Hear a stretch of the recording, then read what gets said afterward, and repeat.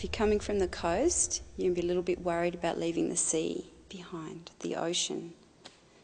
And when you come to the desert, you'll see the Great Spirit in the desert, that Great Spirit of the ocean that gets us all. When you come to the desert, you'll find the same thing, and then you'll be torn betwixt the two.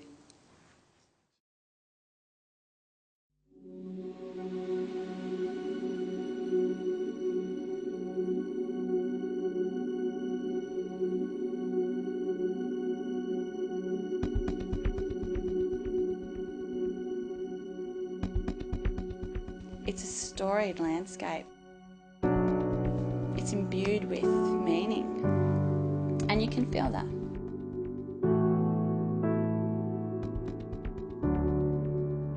When you're talking about a big country, this is it, you know. You could feel the spirits, like you feel the songs, the stories of this place. There's a sense of vastness here. There's this, the same sense as looking out onto an ocean. Yeah, it's kind of freezing. Beauty. There's that feeling of just walking around in a Madeira painting, you know. The power of the place is just phenomenal, really. The heart of Australia, I suppose. Fantastic.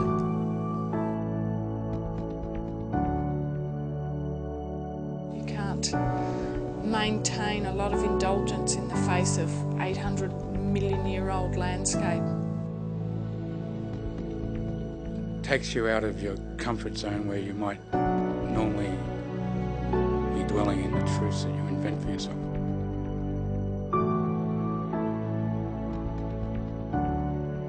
It's a place that you have to see to really understand the whole essence of Australia.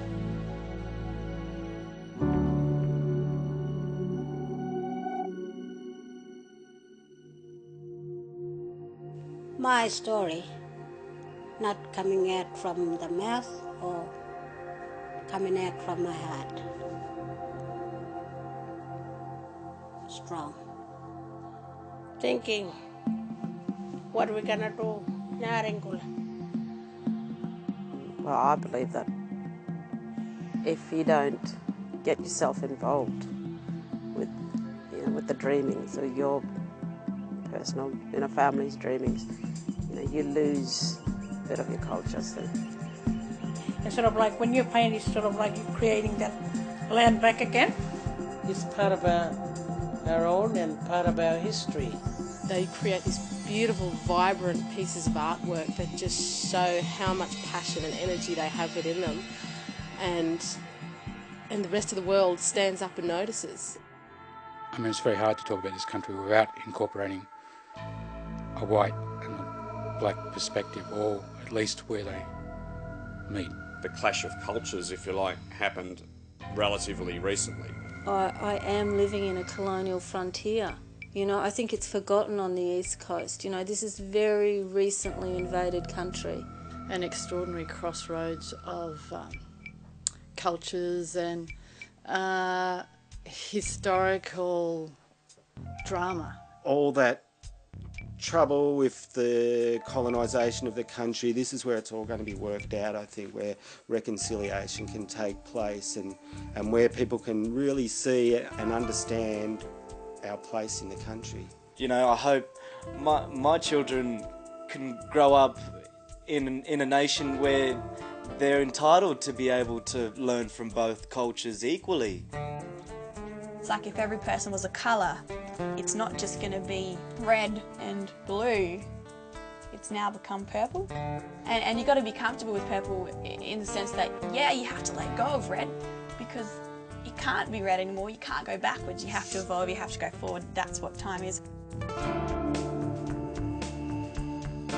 I would describe it as a fruit salad of cultures here. A level of intensity that I like. In the middle of nowhere, essentially, and you need each other. You've actually got to be honest and true to yourself in this place, because it doesn't suffer fools gladly. You're just sort of left with the essence of being.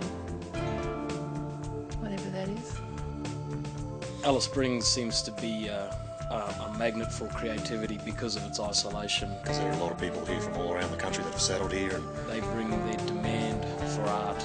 And this has made Alice Springs pretty worldly for a small town that it is. The reality of Central Australia is far better than the myth. It's like being on a different planet. It's a pretty harsh reality on many levels, and it's challenging and inspiring. There's something very special here. Sort of potency and aliveness. Every artist who I've ever known to walk into this town has never been disappointed and has always been inspired and always wants to come back. It's a phenomenal place to visit as an artist, but to live here as an artist is extraordinary. It's all the stuff that you can't verbalise, that's why I'm here and we're all here.